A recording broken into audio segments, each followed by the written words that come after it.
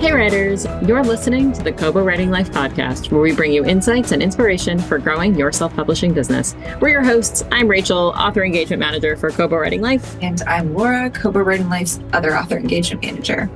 Today we spoke to Hanna Wheeler. Hanna is a Belgian Canadian living in Toronto, where she works as a copywriter and translator from Dutch into English. Hanna has worked as a translator on both fiction and nonfiction, from historical biographies and coffee table books to YA novels, children's picture books, and graphic novels. She also translates creative marketing copy. As a writer, she loves working with not-for-profit organizations, innovative brands, and creative agencies. You can find her at her desk by the big window or in one of a dozen of her favorite coffee shops in the city. We had such a fascinating conversation with Hanna, and I feel like I learned so much about what goes into translating a novel by chatting with her. Hanna told us what the translation process looks like and how she ensures that a translation stays faithful to a novel's original intent, especially when coming up against cultural differences between the original language and the one she's translating into. She told us how she made the leap from translating smaller pieces of work to translating full novels, and gave us some great advice for anyone who's looking to kind of take on a new challenge. Hanna talked to us about her work with Kobo Originals and what it was like translating Iris Visser's novels from their original Dutch into English. She gave us some great advice for authors who are looking to hire a translator and what green flags they should be looking for. And finally, we had a really interesting conversation about the rapidly growing AI industry and how Hanna imagines that will impact translations moving forward. If you are interested in publishing your works in a different language, if you're interested in hiring a translator, or if you, like me, just find this whole process fascinating, you're going to love this episode. I hope you enjoy. We are joined today by translator Hanna Wheeler. Hanna, thank you so much for joining us. Thank you for having me on your show. Our pleasure, truly. Just to kind of start things off, can you tell our listeners a little bit about yourself? Yeah, so I am a translator and a copywriter in Toronto, Canada. I translate from Dutch into English. I grew up in a bilingual family. My mom's from Belgium, and I spent, at this point, if we're counting, about 50% of my life in Belgium, speaking Dutch and Flemish, which is the Belgian variant of Dutch. And I've been active in the marketing world. I used to be a television producer. I've lived on 2 continents and worked in multiple countries. So it's kind of a unique life that I've had. And a few years ago, I decided I wanted to do a little more freelancing for myself, deciding on the projects I would take on and the kinds of work I wanted to try, and doing more translation work and bigger projects was pretty high on the list when I decided to do that. So while I had taken on like a blog translation here or there, or a few website pages or a newsletter, I had done that over time for people who knew that I was bilingual and that I wrote in English. So writing was in my toolkit, but I hadn't professionally translated beyond that before. So the last about year and a half now has been really discovering all the cool ways I can use my bilingual status and all the different types of work I can do and the different kinds of people I can help with that, whether it's writing like English copy for Dutch speaking clients. That happens a lot because then we can communicate really easily in a language that they fully understand, and I can communicate back to them why I'm suggesting certain things, again, in a language that they can fully grasp. And it has allowed me to start translating books, which has been very cool because I never had time to take on a project of that scope, at least not on a timeline that a business would like to see it happen. Like, I'd be like, yes, I can have this book to you in 2 years. Sounds great. So yeah, that's what I do. That's what I've been doing in the last few years. And that's how I ended up talking to you two today too. That's so cool. You've lived like a lot of lives, it sounds like. Mm-hmm. Yeah, that's cool. So you're saying book translations, this is all kind of new for you. Are you a big reader? I am. So I have ADHD. This comes up immediately in any conversation I have. It's like a kind of special interest at this point. I had it all along. I've only known for a few years. So as a kid, I was a voracious reader. I would read everything and in multiple languages, and multiple as in two, such in English. And it's just like, you couldn't pull me away from my books. And then I think as like life got more complicated as you get older and you're juggling more balls and you have more responsibilities and smartphones appear in your life, reading kind of fell away a little bit, I think, until I found out about audiobooks. So that's been a huge lifesaver, because I love stories and I do love reading, but to carve out the time to sit down and really sink into a book without distractions, and, you know, the dog needs to eat and there's groceries to be shopped for, I can now do a lot of those things while still processing a book, which is also what my brain wants to do multiple things at once. So I love listening to books on my dog walks, or as I'm doing like just things around the house. They keep me company a lot, and I love it. Now, this is going to kind of change my next question, because I'd love to know your typical process when translating a book, but I'm also curious what tools you use to keep that like busy part of your brain that wants to be doing something else focused while you're translating, because it is a very, in my understanding, like word by word task. Yeah, word, like kind of almost paragraph by paragraph. There's the big picture you need to keep in mind. When I did my first book that I translated for Kobo, I kind of took a gamble and was like, I'm not going to read the book first. I thought that would be more interesting for me to kind of discover as I went what was happening. Is that the perfect process? Maybe not, but it did keep it interesting. And anything that I discovered later on that I was like, oh, I didn't do that right in chapter 1, I'm going to have to go back to that.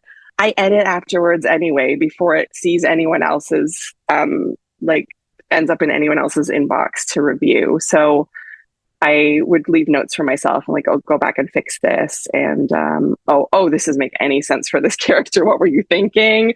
Or I don't know who this person is. I don't have more context. I'm not sure, but it might come out in a later chapter. So I'm just going to kind of put a pin in this for now. So that did it does keep it more interesting, I think, for me at this point. I think for other books, it might be different because this was a romance story and I'm so versed in romance novels, it also didn't feel like I'm like, I have no idea what's happening here. It's like, we understand the tropes. We understand the way the stories build and what things you might expect along the way, even if they don't really unfold the way you expected. There's kind of, I hesitate to say formula, but I think you know what I'm saying. We know what to expect from a romance novel.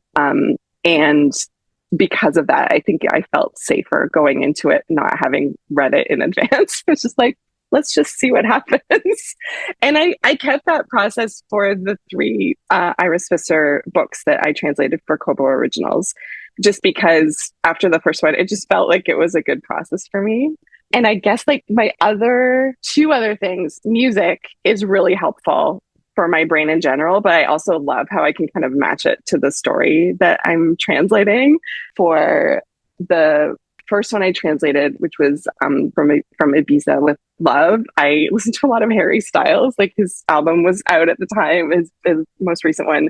And it just like the vibe felt right. It's very summery. It's very like a little bit romantic, a little bit like ooh la la. And I think I liked it for that. I've translated other, not full books, but I've translated other kind of samples or chapters of books where like I'm going to kind of like moody classical music, or I need like a 90s hype playlist. Like it kind of depends on the day, the topic of the book, and a little bit what my brain needs that day, because not the same thing doesn't work every day. It kind of has a bit of an experiment sometimes. And then the third portion of this is that translation is just a bit of a hyper focus for me right now too. So I find I find myself extremely focused when I'm in a story and like doing this detective work and this puzzle of what's the best way to describe this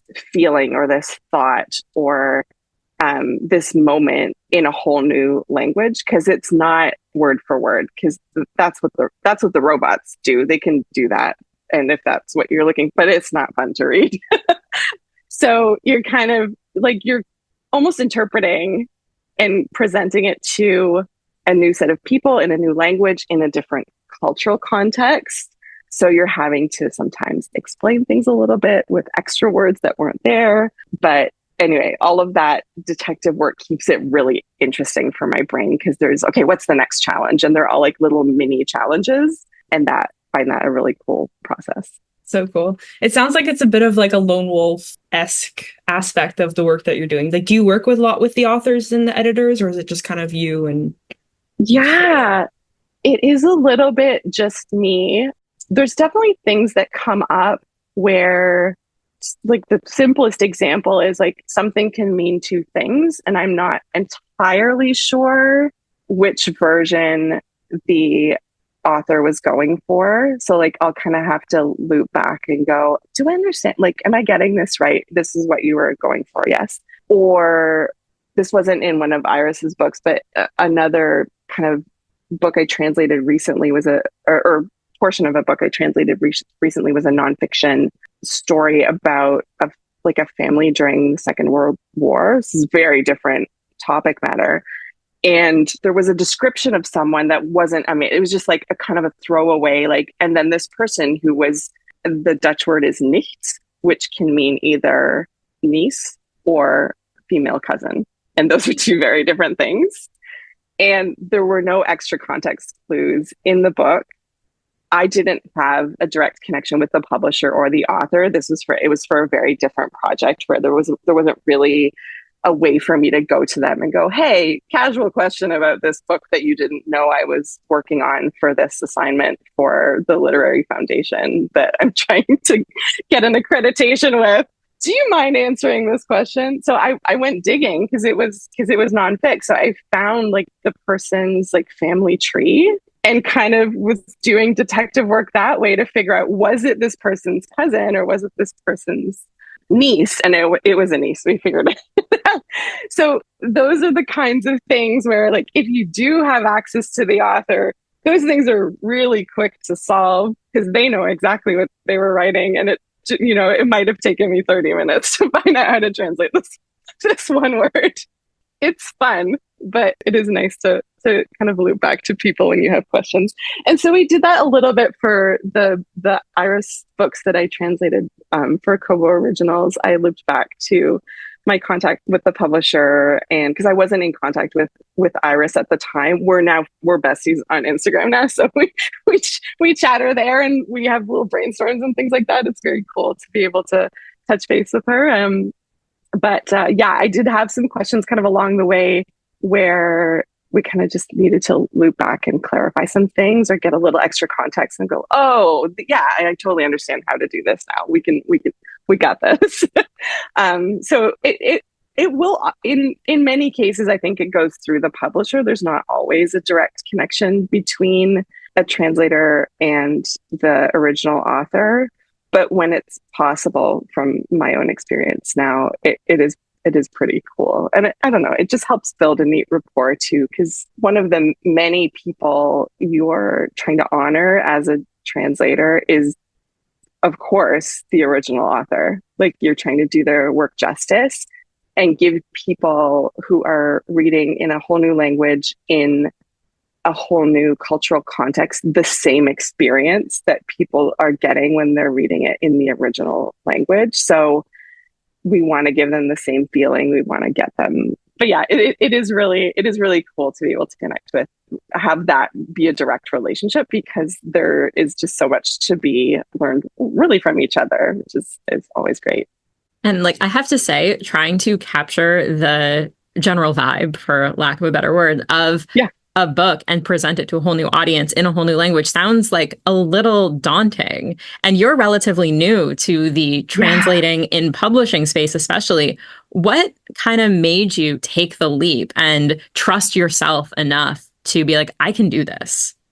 Yeah, that is such a great question. And like, it will not be an answer I would give on any other challenge I've been presented with. So when I came on board for this project, I was contacted by Kobo, Originals, by the publisher there, and she had found my profile on like basically a LinkedIn for translators, and had gone like pages deep to find someone who was like preferably in Canada, because Kobo Originals office is in Toronto, and who was kind of, Dutch to English native translator, possibly someone who fit the demographic of the book a little bit as well, because like I'm sure a 75-year-old gentleman would also have done a decent job at translating a rom-com story. But I think they were kind of excited to find someone who's like an actual reader of romance novels. And so I got like this email, and I feel like I need to add that I got this email probably 10 days into launching my freelance business. It was not more than a month. It was so early on. And I think I almost peed myself. I was like we've got this series of romance novels in Dutch, and we'd love to, investigate what it would look like to translate them into English. And have you translated books before? Can you send me your rates? I was panicked, but so excited, because I'm like, well, the answer is no, I have not translated any books before. But here's why I don't think it matters. And so I put together this whole pitch on myself of why I'm new to translating as a freelancer on bigger projects, regardless of the book thing. So that's new. I would have done it before if only I'd done it before, kind of that setting.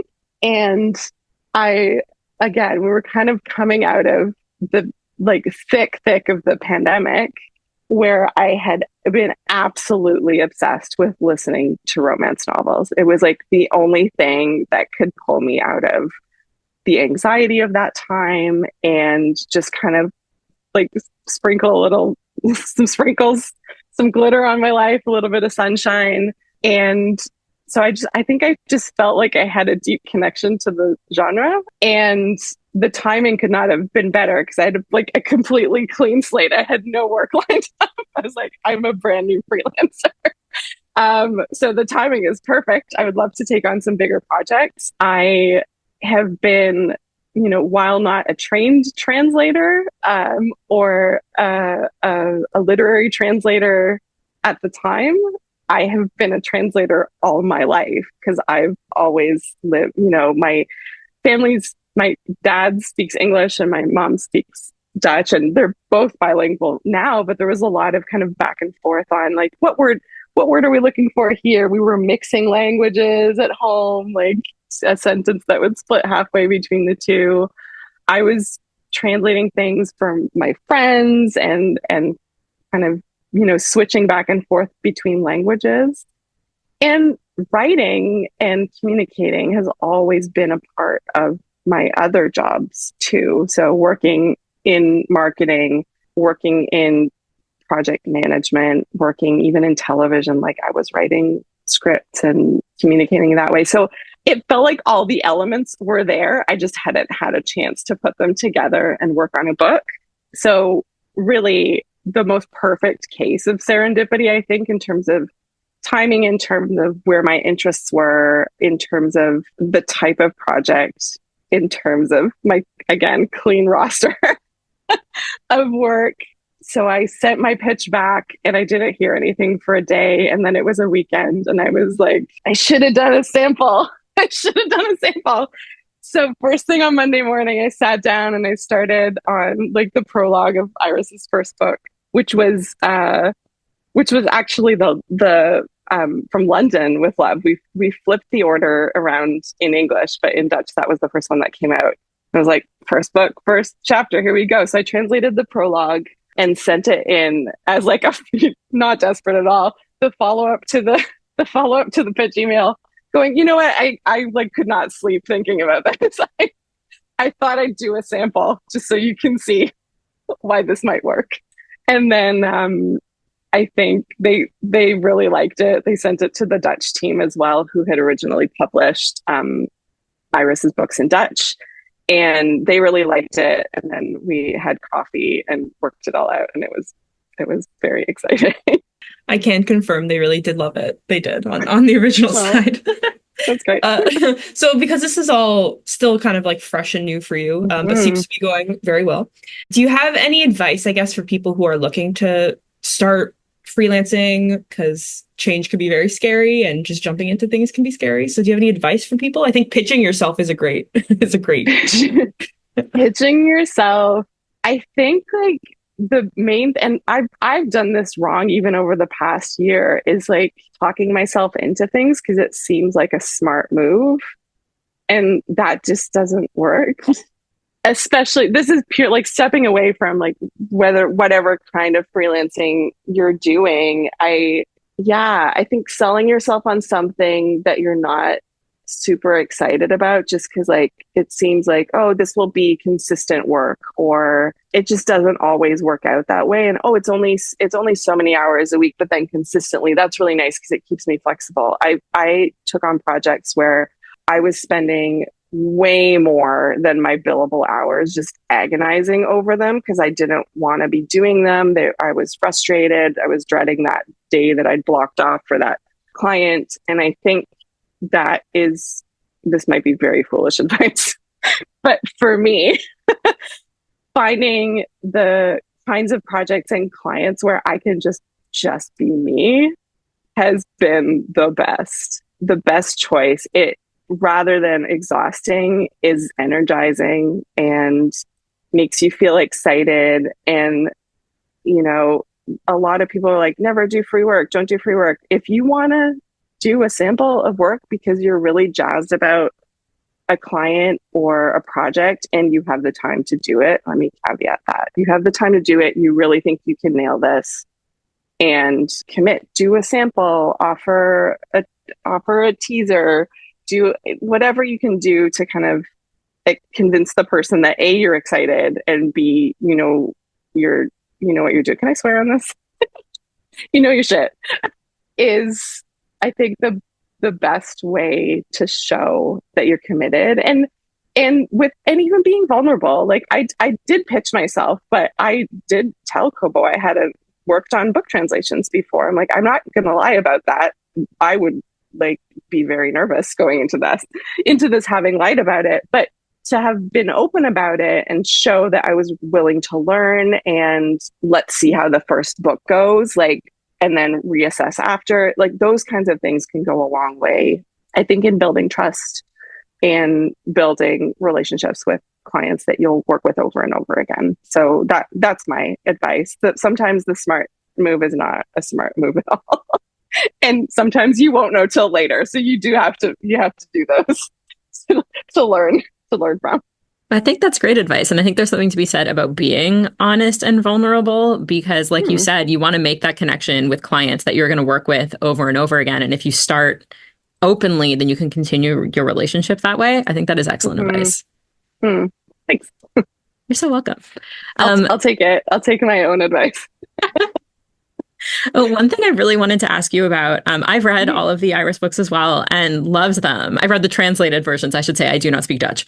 And one thing that I was just blown away by knowing that these are translated texts was how funny they still are. And especially in Ibiza with Love, there's a drink menu and all of the drinks are little puns. And so I'm so curious how you maintain the humor when translating from one language to another. This is me again being very transparent. I would love to claim those specific humorous spots, but that was all Iris. She wrote those into her original book. She's really savvy. She is, I think, purposely has a bigger audience in mind than she even knows from the start that we'll be reading these books. Those drink puns were hilarious, and those were 100% her. So I can't claim those, but I can speak to the challenge of finding the humor. And a lot of it is, again, for lack of a better word, is the vibe. And the vibe, again, is also just Iris. She has painted such, her books are quirky and silly and goofy, and her characters are very human. And she just has she's a really good comedic mind. I think she does a lot of really funny physical, or describes a lot of physical comedy. In the New York book, someone falls through or halfway through a staircase with a Christmas tree in tow, and it's just like, it's the funniest thing to me. So I think a lot of it is situational, which is at that point, it's just like finding the right words to describe the same situation, but the humor is in the text. But in some cases, a joke just doesn't translate at all. And so I feel like there were multiple instances where just like, this doesn't, like, just the cultural context isn't there for English readers to grasp what this joke means. But it does feel like a moment where we want a joke. So that's where I get to be a writer a little bit and make some suggestions. And I think those are the moments too where, like, okay, maybe we can't do a straight joke, but maybe we can make, like, just kind of infuse a little bit of quirkiness in the dialogue. So it's a lot of it is kind of what's the spirit of this moment, and not necessarily what's the best, like, ha ha, knock knock, literal joke we can make here. So I don't know if that answers your question. No, it definitely does. Yeah, for sure. And kind of along the same lines, like, Dutch sense of humor is going to be different than a Canadian or North American sense of humor. Like, we have Dutch colleagues, and I love them so much. They are so dry, and it's so funny. And so kind of like with humor, and then just with cultural nuances, how do you like handle those in your translations? Yeah. And so some of it, this is where I like to not be a lone wolf and kind of loop back to the publisher, or if you have kind of some interaction with the author and kind of the type of book you're working on too. Like, in some things you want to stay as close as possible. In a rom-com specifically, you want readers to be fully immersed and not have to think about a thing. So sometimes you need to explain something a little bit more, like you need to add context in the new language so that they don't have to go, I don't understand what's happening here, let me Google this. Like, you need to keep them in the book on the page. They're on the beach. They don't want to pull up their phone or they're in front of the fire at Christmas time. They want to just sip their cocoa and keep reading this book. So you're adding kind of details there. I think as a translator, ideally, you're very familiar with both cultures, which is why I feel so fortunate that I've spent my life in kind of 50-50 in both places. Like, I'm quite understanding of the differences there. And I think in certain contexts, it's just like, it's a matter of maybe softening something to still get the same effect with readers. I know Iris and I were talking about how one of her characters is pretty outspoken and a little bit sassy, even by like Dutch standards. And so when translating for a Canadian audience, we're like, maybe we need to dial it back just a little bit so we're still getting that this character is very outspoken and sassy, but it doesn't tip into like rude. Like, Canadians might read it as rude, and that's not what the character is. But in this context, like, if it's a straight, like, pick this person up and plop them down somewhere else, it's going to be read the wrong way. And so I think that's where, when I mentioned earlier, like, giving readers the same experience is like, it needs to hit the same way, which means sometimes you have to make it hit a little different, which makes no sense, but kind of makes sense. So would that be one of the most challenging things then when translating? Or what do you think is the most challenging thing for when you're translating, if anything? I was about to say, nothing about it is translating. That is such a huge lie. I think, I don't know, it's just a series of little challenges along the way. I think the cultural stuff it's definitely one of the harder pieces, because I think that's where, as a translator, you are really challenged, because like, you're having to use your full understanding of the world around you and your experience as a reader and your experience as a writer to bring it all together.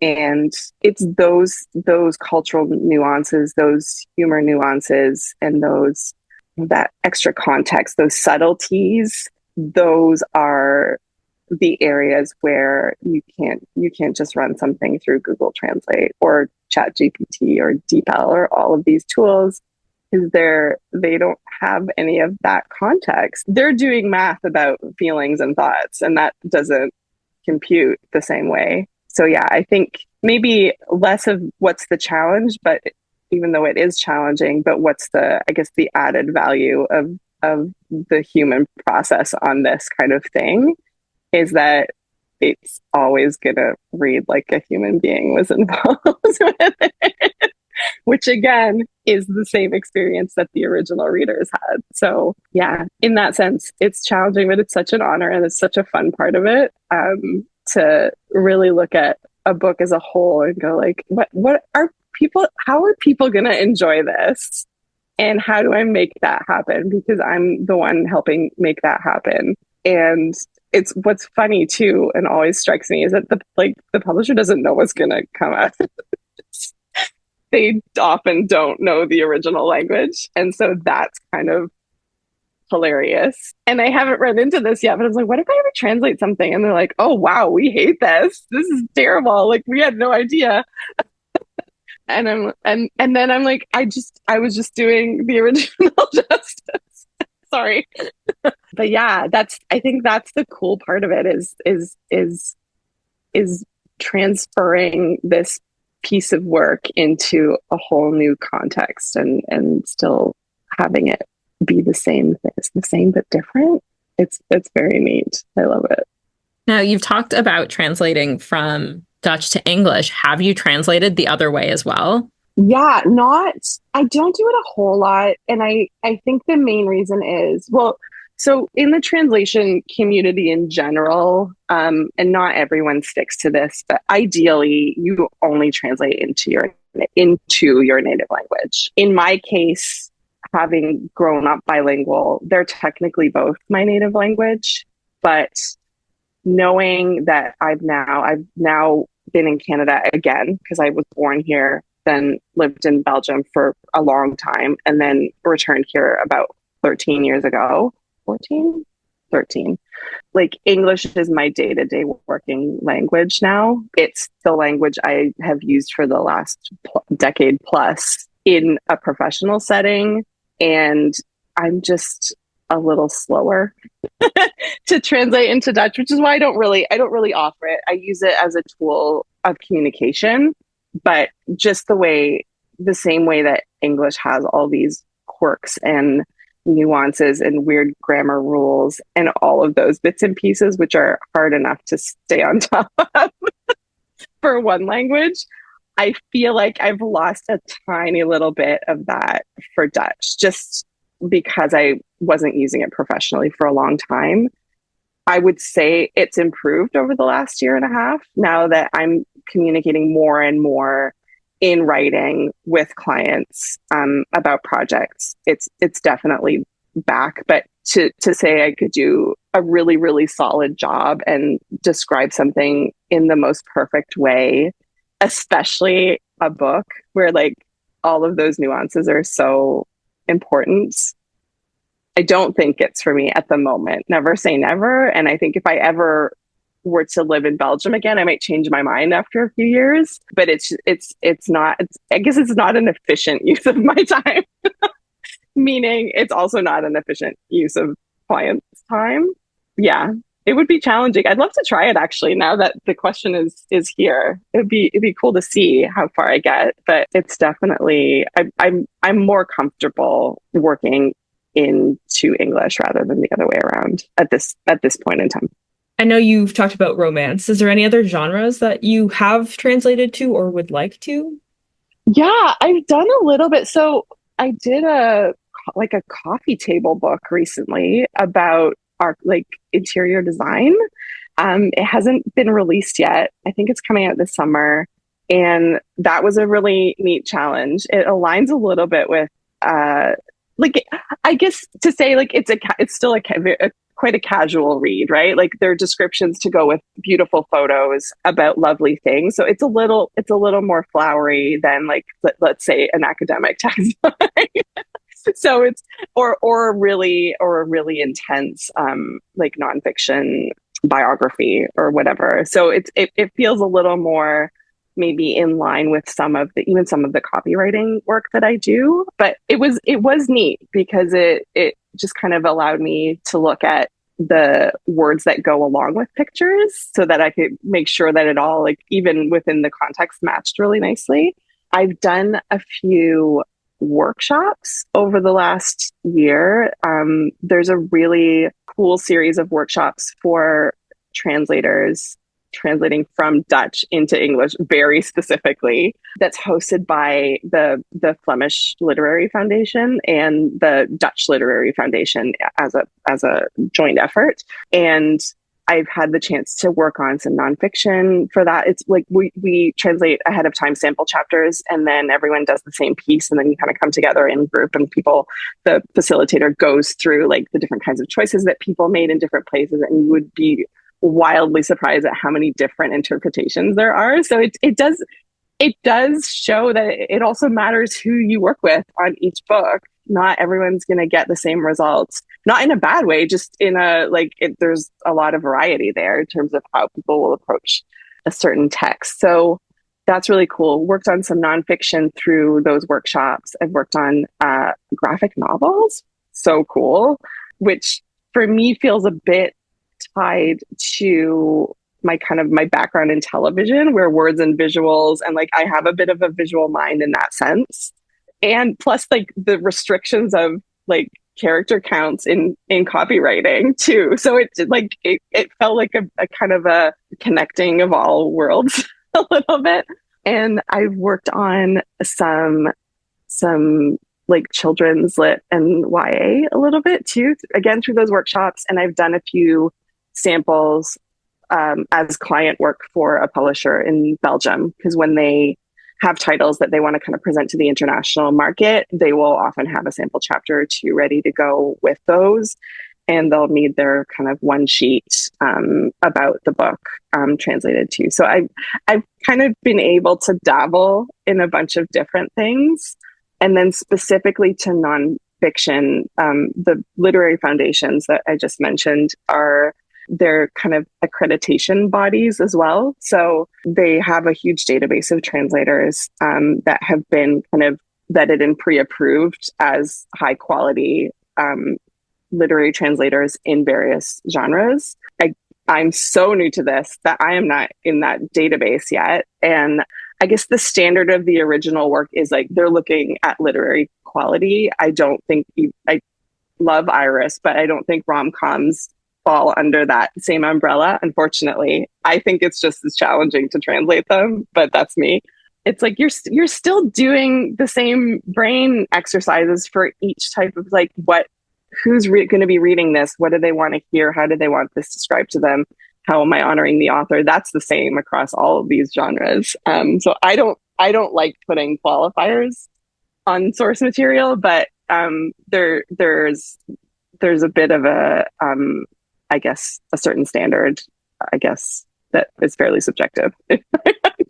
But through the foundations, I have been pursuing an accreditation in nonfiction translation as a first step. They kind of offer them for one genre at a time, so I can only apply for one at a time. My sample chapters that I did are currently under review. I'm so nervous.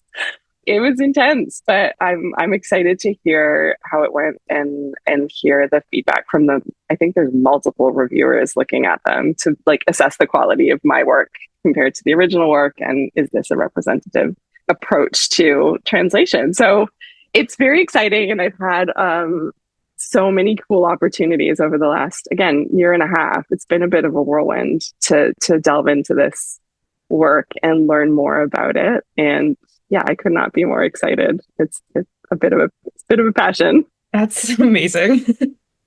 No, that's awesome. It's a lot going on. Mm-hmm. Definitely a lot. Yeah. So I'm just curious, because obviously we work with like a lot of indie authors. So do you have any advice, I guess, for any who are looking to hire a translator, maybe any green flags, red flags, anything that you think that they should be looking out for when searching for one? Yeah, I wish I had better advice on this, because this is all fairly new to me still too. I would say have a conversation with anyone that you're vetting as a translator. Make sure they have some references potentially, because you don't necessarily know the language they're translating into. So it'd be really hard for you to know if it's of a quality that you enjoy. I would love to say that pricing is an indicator, but it's all over the place, and translators are highly undervalued. And some people have their prices very low because they need to work, which I completely understand. And others are really high. I don't think one or the other is an indicator of quality by any means. And I think like the same way that you would have like a little crew of beta readers for the material you're writing, I think it'd be smart to have some beta readers for a translation. Like if you wanted to get someone to do a sample chapter and then pass it on to readers who are, native in that language and find out how they feel about it. I think that's a great way to go about it too. And ask your translator to explain things to you. Like, why did this happen this way? What does this mean? What are the choices you're making? Explain your process. Like kind of the way we've had this conversation on this podcast today. It's like, yeah, like, and what level of work is going into this? And then I think especially lately, there's a lot of conversation happening in any creative field right now about like the impact of AI and how does that factor into things. I personally don't 100% know how I feel about it yet. I have qualms. I understand why it's here. It makes me nervous. Not in a like I'm losing my job way, but just in a like, are we sure we want to be doing this so quickly? This might be a little out of our control, you guys. But I think not to be a hypocrite about it either. I will sometimes pop a sentence into ChatGPT and go, hey, translate this, please, because I just don't even know where to start with this one. And it will often be like the first pancake. Like, that was terrible. We won't be doing that. But now like it kind of helps unlock your brain a little bit. And I love it definitely for synonyms. It's like, it's this, but not quite. Like, what else you got? And I'll just toss it into a bot and see what they can suggest. But what I love it for the very most is like, I know there's one word for concept that means like this whole description. What's the word? Because I cannot think of it. And you can't really, like, that's not something that you could Google in the past, but you can definitely tell a language bot that, like, what's the word when someone does this? But they're kind of standing over here. And then, so that I do find helpful, where there's just like a rambly description of a word, but I can't quite find the word and there's no one around to ask. So it's nice for that. But yeah, I guess find out your translator's process for those tools. Are they using them? Are they like putting your material completely into a bot? That could be concerning. How are they guaranteeing the results? Like, are they editing things afterward? Because like sometimes usable things come out of that. But again, when you're talking about books, it's like, we're not trying to convey information. We're trying to convey feelings and a vibe. And you kind of need a human involved, and you just can't, you're not going to get it from a straight up robot translation. So yeah, well, like, what's their process for that? There's some arguments to be made for it could speed up the process. I'm not 100% convinced yet that that's the case, but I'm open to experimenting. I don't want to be afraid of it either. But yeah, I definitely have concerns. In conclusion, I have concerns. I feel like with the AI conversation, it's always like people who have watched Terminator and are very concerned, and those who have not. And those are the two camps. It's like, this is the best thing ever. Let's all do everything. And I'm like, but who's all this for? What are you trying to achieve? I don't understand. Yeah, to have something like a book that's so about the experience of reading it and not just like, oh, got that information now. Like, it's It's so key to the process and the conversation about AI involved in writing too, but definitely in translation. Because, yeah, I'm very sympathetic to the issue of cost, like especially indie writers. There's a lot of costs involved in like putting out your dream project. And I think sometimes the issue on the flip side is that the people that are editing or translating or proofreading, that's their job. And it's not like, however passionate you've heard me be about translating on this call, I still need to pay my rent. I would love to do it for free. If anyone wants to sponsor me, I would just translate things for free all day. It's amazing.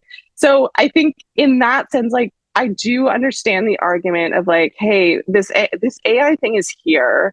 I didn't necessarily choose for it to be here. I don't necessarily have a full grasp on all like the ethical concerns around it, but it's here and I don't want to be left behind. And while it's here, is this a tool that could be useful to, speaking for other people now, to me as an indie author in cutting down costs? And my answer to that is maybe. You could run your book through a tool, see what comes out, and send it to an editor in that language. But then it's like anyone who's not a translator isn't going to be able to reference back to the original document and find out, like, did things get skipped?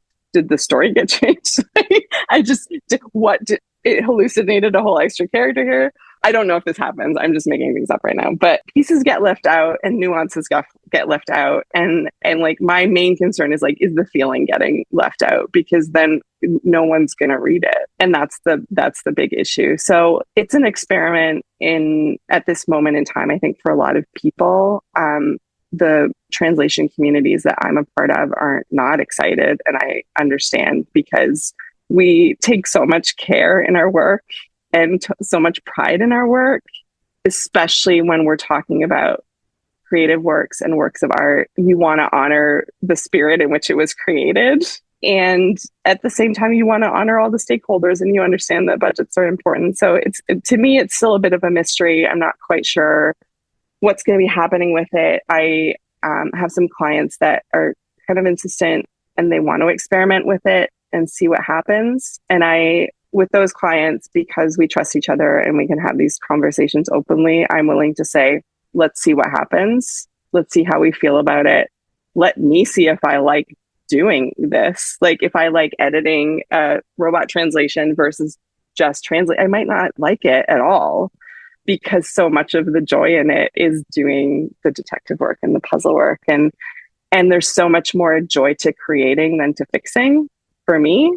So that is like 12 answers beyond the original question you asked. But I guess proceed with caution. Understand that it could be costly. If there's a way to get partners involved, that's great. What's really great, especially for work in Dutch or translating into Dutch, is that there are grants available through literary foundations. And I think a lot of countries with, I would say, smaller language groups, there is a little bit more of that kind of cultural heritage support. So I know there's grants for translators, there's grants for publishers, and those are the kinds of things that I'm not sure there's been a whole lot of thought into indie writers in that sense yet. It's actually, now that I'm asking that question, I'm like, that's a great question. I would love to look into that. But there is support in many countries that can back up the cost of a translation in certain ways. So these are all things to keep in mind. But yeah, make sure you're checking in. If you're having work translated, check in with readers in that language, because I've seen, not in books, but I've seen in like corporate, like in copywriting work and corporate translations, I've seen some things being presented as, ta-da, here's the finished product, and then have a client read through it in that speaks that language originally and have them go, this is absolute gibberish. I don't understand what you're trying to say here. So where your message is important, make sure it's received in the same way. I think that's excellent advice. And I really liked what you said earlier about using machines, is that they're using math and numbers for a feeling. So you always need that human touch somewhere in the process. As this evolves, I'm sure where that happens in the process might change for different people, but I think that's a really good way to put it. Yeah. I think it's the cleanest way to understand it. And I'm like, if you're cool doing math about, if we're talking about content, quote unquote, and it's just like, here's some info I'd like you to know, as long as it's not potentially like life altering or life threatening info, I mean, have at it. But if you're trying to convey, and this counts for books, but it counts for like marketing, messaging, any kind of like, we have a message that has been crafted in a particular way so that it will be received in a particular way or cause a particular response or feeling with the recipient of this message or these words. I think it's key to keep that in mind as you're processing that into different languages as well, is like someone needs to make sure that part, like if it's important in the first place, then like don't skimp on the next steps, I guess is what I'm saying. And don't have the robots do math about your really important message or your very beautiful sentiment. I feel like I could chat with you all day about like everything that we've talked about, especially the like human touch and kind of, I don't know, I find it like translations fascinating, and especially the cultural context in which translations need to exist. But I'm also very aware of the time and how much of your day we have taken up. So before we let you go, where can listeners find you online? Oh, that's a great question. My website is hannawheeler.com. So Hanna with one H. I am on Instagram at Hanna Wheeler. My dog is on Instagram. She is at Pepper Unlimited and is absolutely ridiculous.